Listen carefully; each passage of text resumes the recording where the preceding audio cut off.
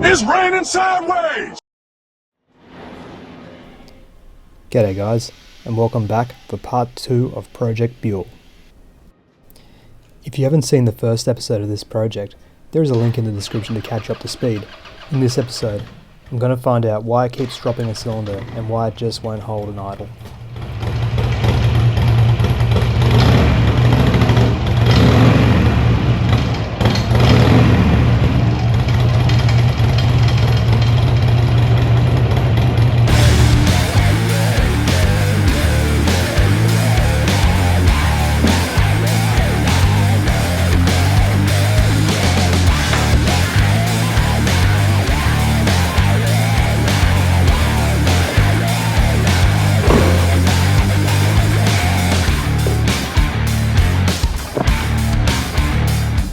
I have this new air filter to throw in, but I know that's not the issue here. My gut tells me it's going to be a fuel delivery issue. Stale fuel and in an old fuel pump can cause blockages in the lines and injectors, so I'm going to pull the fuel rail and the injectors out to give them a clean. While I'm here, I'm just going to flush the brake fluid to finish off the rear brake service from last episode.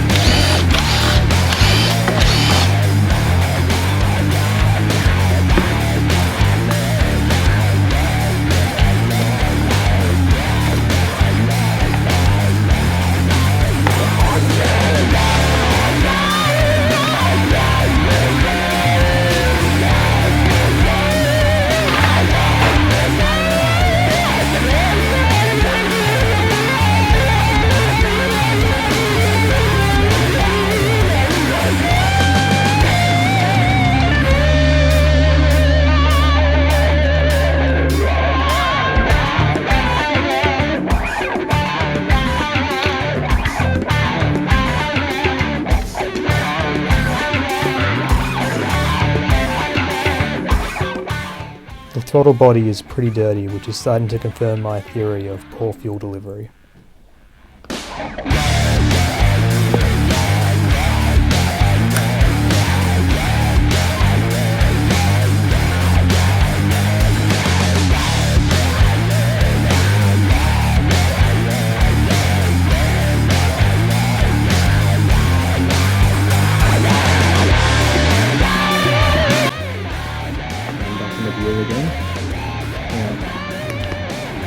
I'm going to attempt to remove the fuel injectors for cleaning. I think that could be a reason why it's just cutting out of me. I do need to get the spark plugs out still, but this has had all the fuel in it for a while. And to get these injectors out, it's quite hard to see, but underneath this plug there's a bolt. You can see it there. Probably can't see that at all, to be honest. It's really hard to... Yeah, see that. Basically underneath there's one fastener that holds it in, and that should be able to pull the whole fuel rail out. So I have to remove the throttle position sensor out of the way so I can get access to that. It'll still be very tight getting in there though.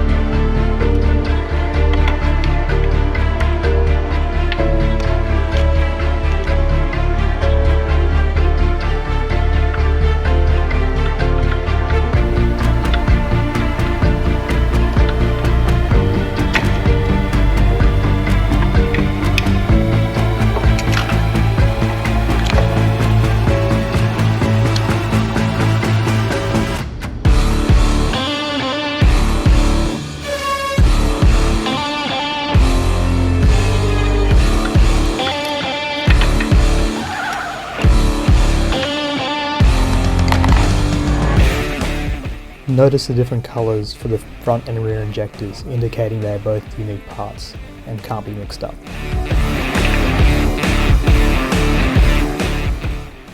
Time for injector cleaning. The Motion Pro Special tool works by opening the injector valve at the push of a button, allowing you to back flush, then forward flush the injectors, clearing any blockages. The solvent spray that's used stinks and takes a few showers to get rid of the smell, so gloves are necessary here.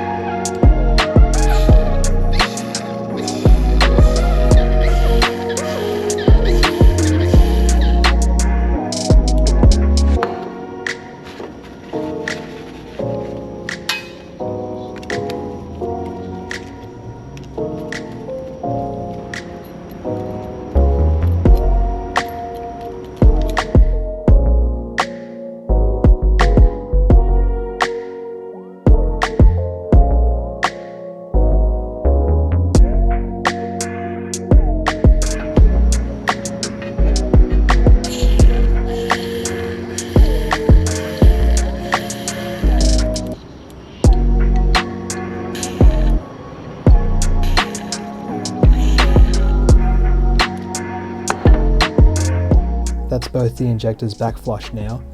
Now I just simply have to turn the injectors the other way to forward flush them.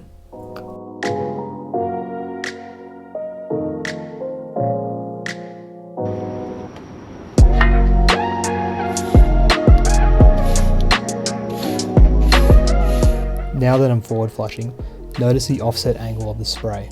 That's why these injectors are both unique parts and must go back in the same cylinder.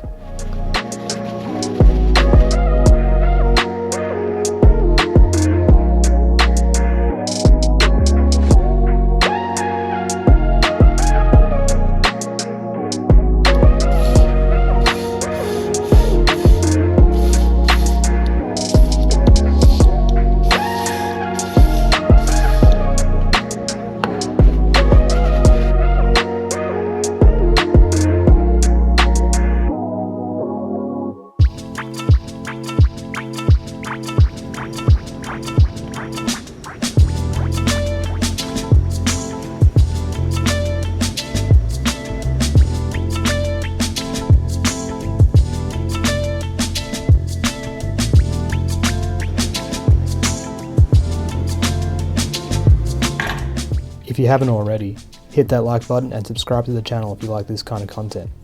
It helps a small business and a solo creator survive, so I'd appreciate that. Cheers.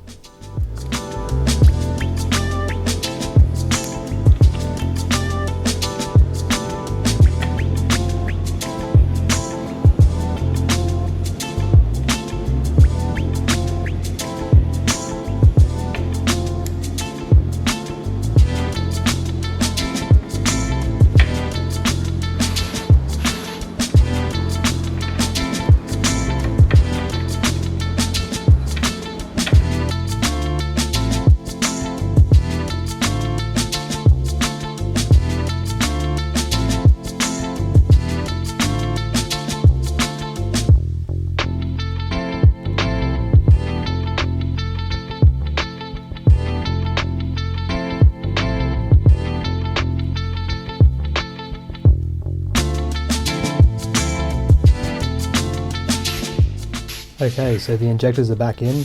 I want to start the bike, but I'm tired of these old grips sticking to my hand, so I'm just going to sort that out real quick.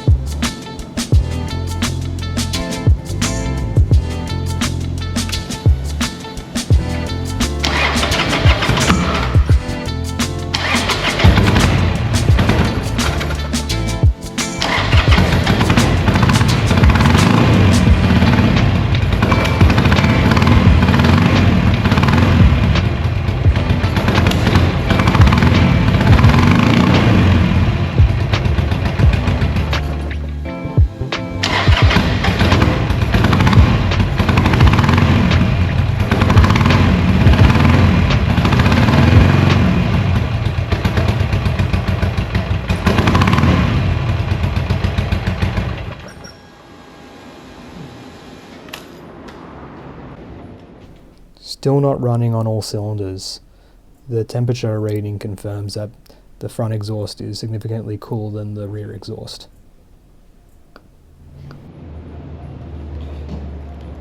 That's the front temp.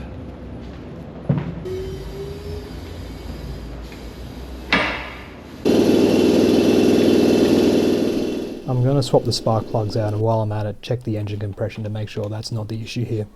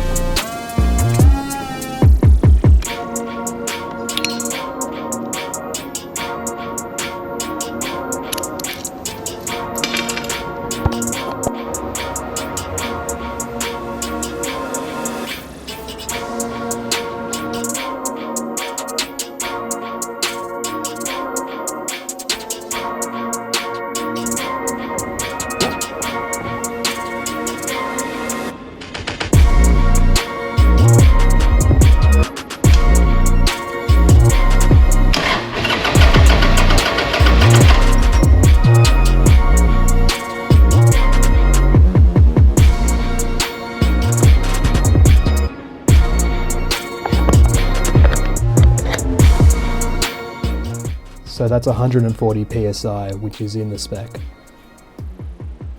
Getting the compression tester on the rear cylinder I can tell is going to suck, so I'm going to skip that since the rear cylinder seems to run fine. I'm still going to swap out the spark plugs before firing her back up.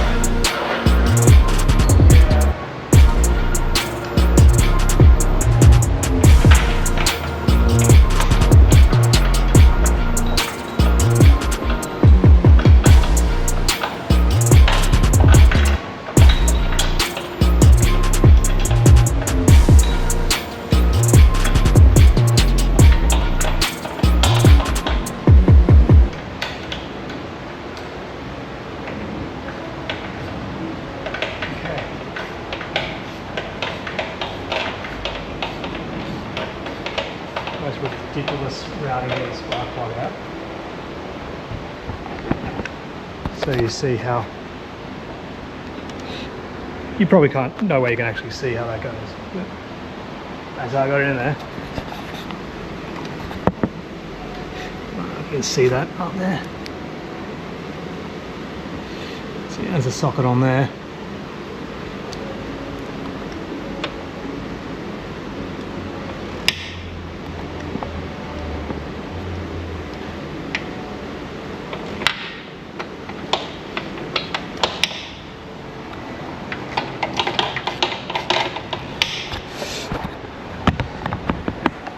Best designed motorcycle in the world.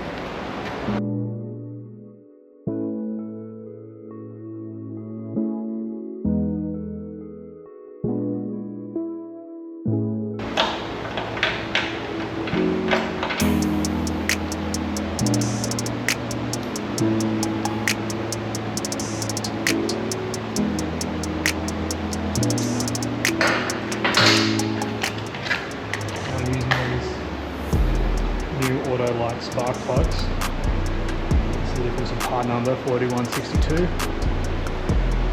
Replaces the Harley 10R12As. These are the same ones using D-rods. Problems with these auto light sockets, they have a 18mm, not the 16mm or 5/8.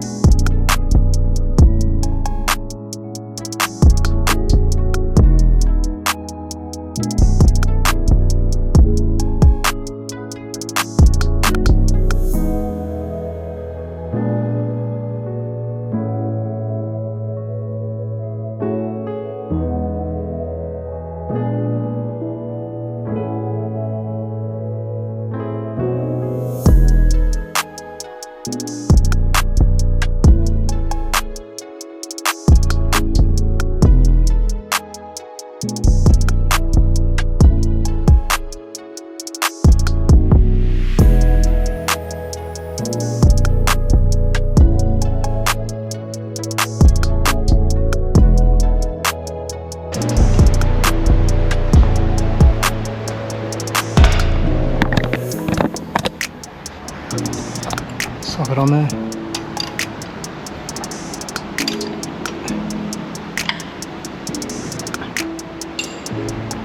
So I probably could have done these spark plugs without these Motion Pro spark plug sockets, mainly because they have that hex nut on the top there that I can put a 17mm on to bite it, because there's nowhere on that front one to get a socket extension or a ratchet on there, so I had to use that. That was the only way. And this one I wouldn't have, because they're very thin walls on these, I wouldn't have had enough room to get that back out from there. So yeah, they're quite good sockets, these.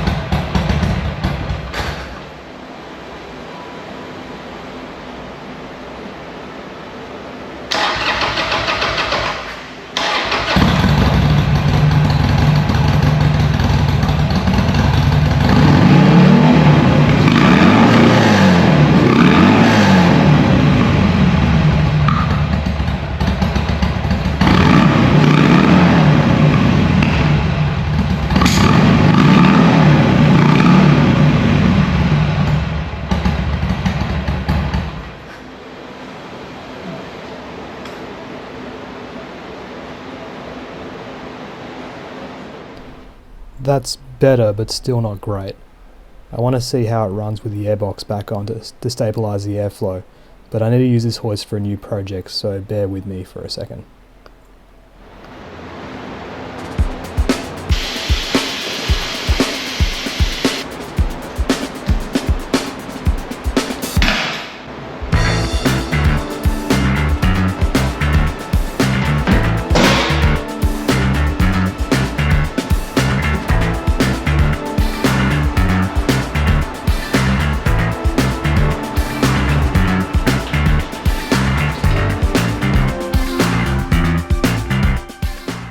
Now this velocity stack was super easy to take off, and it is technically easy to get the rubber back on, but that spring clamp, man, if someone out there has a tip for getting that back on, leave it in the comments. I had a good crack, but I gave up in the end and just got a hose clamp. Sorry to all the Buell fanboys out there who are now disappointed in me.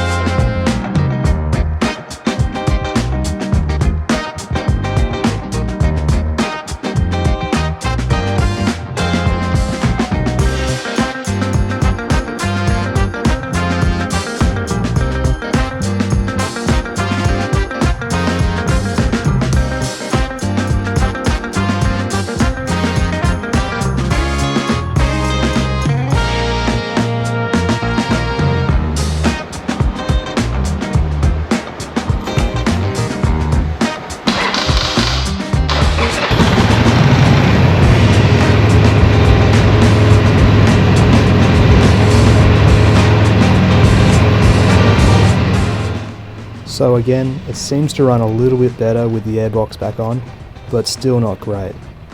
I want to run it to operating temperature outside and see how she goes.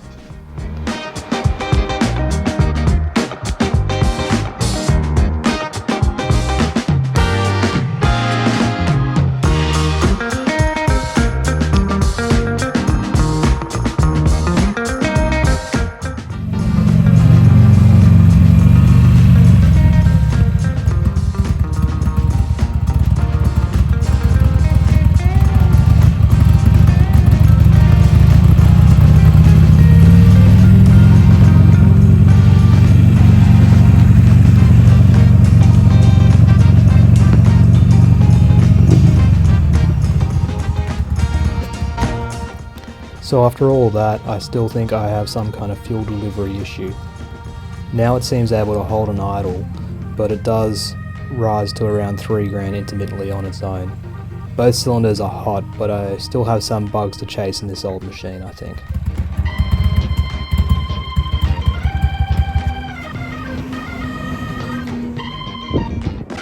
I reckon I'll wrap this video up here. If you made it this far, thanks for staying and keep an eye out for the next installment. Lately I seem to be knocking these videos out once a month at my current rate, but I hope to step up my game and bring you more content after I move house next month. Don't forget to subscribe and ring that bell if you want to find out if I ever get to ride this old girl. Take care friends, ride safe and keep going.